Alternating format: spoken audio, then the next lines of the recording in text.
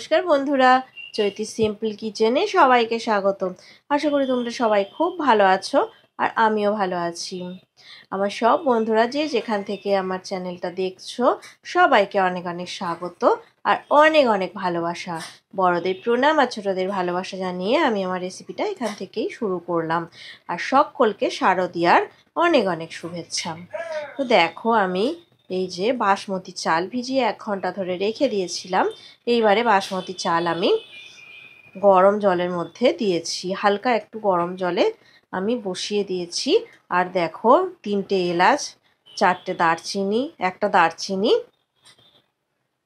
আর লবঙ্গ, দুটো লবঙ্গ নিয়ে আমি এটা বসিয়ে দিয়েছি। তো এখানে আমার নুন দেওয়া হয়নি।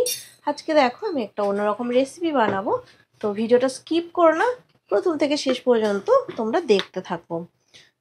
তো দেখো, আমি একটু সামান্য নুন দিয়ে দিলাম। এইবারে জলটা ফোটার অপেক্ষা আমি করব। চালটা আমি 80% বয়েলড করে নেব।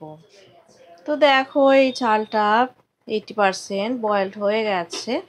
আমি এবার 5 মিনিট রেস্টে রেখে ঝেড়ে নেব, মানে জলটা একদম ছেঁকে চালগুলো তুলে নেব। তো তেলটা গরম হয়ে গেছে, আমি একটু সাদা তেল দিয়েছিলাম, একটু বেশি করে একটু সাদা তেল দিলাম। তো একটু আমি পেঁয়াজ ভেজে নেব।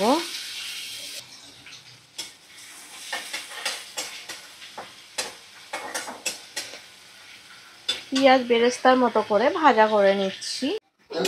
দেখো, পেঁয়াজ বেরেস্তা ভাজা হয়ে গেছে লাল করে। এবার আমি কড়া থেকে তুলে নেব। আজ তোমরা নিশ্চয়ই বুঝতে পারছো, আমি আজকে এগ বিরিয়ানি ঘরোয়া পদ্ধতিতে করে দেখাচ্ছি।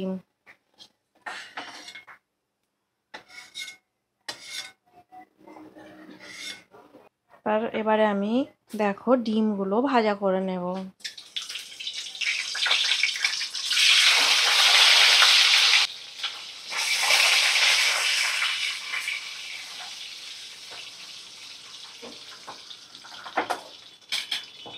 আর দেখো, এগুলো সিদ্ধ করা আলু আর ডিম আমি সিদ্ধ করে যে খোসা ছাড়িয়ে রেখে দিয়েছিলাম ভালো করে ধুয়ে।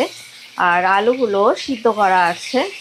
তো ডিম আর আলু আমি ভালো করে ভাজা করে নিচ্ছি। একটু হলুদ দিয়ে দিচ্ছি ওপর থেকে, আমি হলুদ গুঁড়ো দিয়ে দিলাম। মিডিয়াম ফ্লেমে রেখে রান্নাটা হচ্ছে।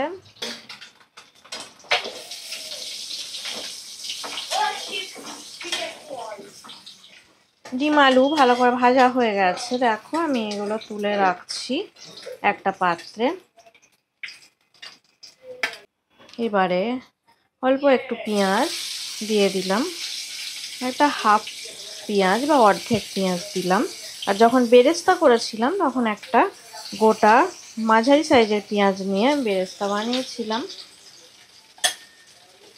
তো দেখো, মিডিয়াম ফ্লেমে রেখে আমি পেঁয়াজটা হালকা করে একটু ভাজা করে নিচ্ছি।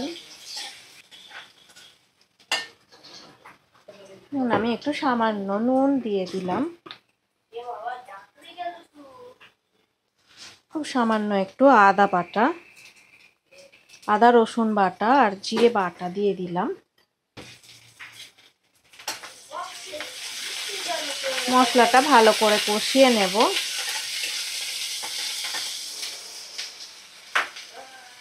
আর অল্প একটু কুচানো টমেটো দিয়ে দিলাম।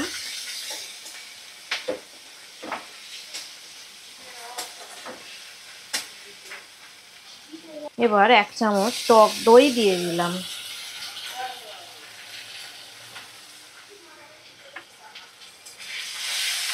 ভালো করে মশলা কষিয়ে নিচ্ছি। মিডিয়াম ফ্লেমে রেখে 2-3 মিনিট এইভাবে মশলাটা কষিয়ে নেব। তার মধ্যে দিয়ে দেব, দেখো, লঙ্কা গুঁড়ো একটু দিয়ে দেবো সামান্য। খুব বেশি ঝাল খাবো না, ওই অল্পই একটু দিলাম।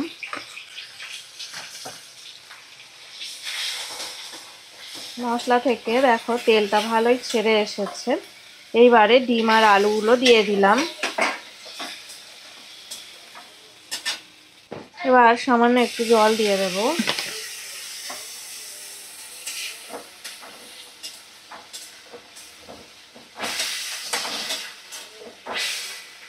আর দিয়ে দেবো গরম মশলার গুঁড়ো। দেখো বিরিয়ানি মশলা দিচ্ছি, গরম মশলার গুঁড়ো না, এটা বিরিয়ানি মশলা। একটু বিরিয়ানি মশলা দিয়ে দিলাম, 1 চামচ দিলাম বিরিয়ানি মশলা।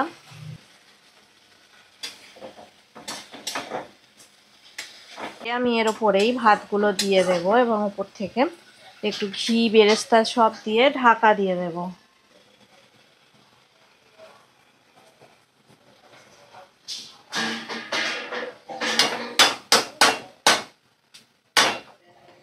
এবার দেখো একটু সামান্য পরিমাণে আমি ঘি দিয়ে দিলাম। আমি 1 চামচের মতো ঘি দেব, কারণ বেশি ঘি ফ্লেভার আমি দেব না, একদমই অল্প পরিমাণে দিলাম। খুব সামান্য একটু দেখো আমি কেওড়া জল দিচ্ছি, অল্প পরিমাণে কেওড়া জল দিয়ে দিলাম। দেখো সামান্য একটু আমি দুধ দিয়ে দিচ্ছি, 1 চামচের একটু বেশি দুধ দিয়ে দিলাম। আর একটু সামান্য নুন দিয়ে দিলাম, কারণ চালটা সিদ্ধ হওয়ার সময় আমি খুব অল্পই নুন দিয়েছি।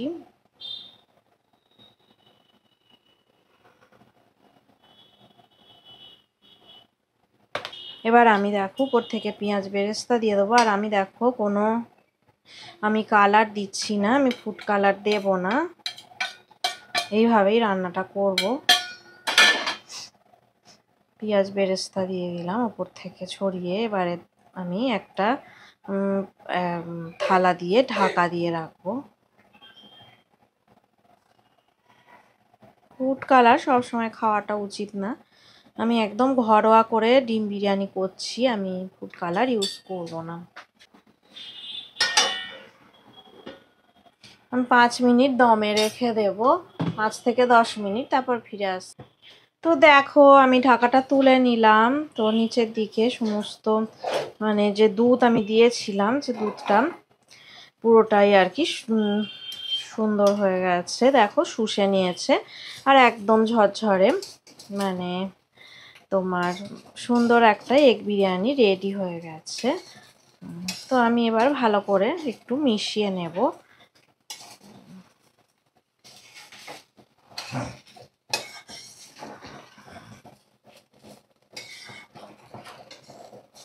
তো দেখো কালার দেওয়ার দরকারই নেই, সুন্দর একটা ডিমের মানে কালার চলে এসেছে। আমি যেহেতু কাশ্মীরি রেড চিলি পাউডার দিয়েছিলাম, তো ঝরঝরে সুন্দর একদম রেডি হয়ে গেছে। তো যাদের মনে হবে আর একটু বেশি ঘি দিয়ে মানে করতে মনে হবে, করবার ইচ্ছা হবে, তারা আর একটু বেশি পরিমাণে ঘি বা দুধ দিতে পারো। তো আমি দিলাম না। তো আমার রেসিপি একদম রেডি হয়ে গেছে। আলু এগ বিরিয়ানি রেসিপিটা যদি ভালো লেগে থাকে লাইক দেবে, শেয়ার করবে, কমেন্ট করে আমাকে জানাবে তোমাদের কেমন লাগলো। তো তোমরা ভালো থাকো, সুস্থ থাকো, আমার রেসিপি দেখতে থাকো। পুরনো বন্ধুদের অনেক অনেক ধন্যবাদ আমার রেসিপি দেখে আমাকে এগিয়ে নিয়ে যাওয়ার জন্য। আর যারা নতুন বন্ধু আছো তারা আমার চ্যানেলটা সাবস্ক্রাইব করে আমার পাশে তারা অবশ্যই থেকো। আমার রেসিপিটা ভালো লাগলে লাইক আর শেয়ার করো। এতক্ষণ ধরে আমার রেসিপিটা দেখার জন্য তোমাদের অনেক অনেক ধন্যবাদ। আজকের মতো টাটা, পরে আবার নতুন রেসিপি নিয়ে তোমাদের সঙ্গে আবার দেখা হবে।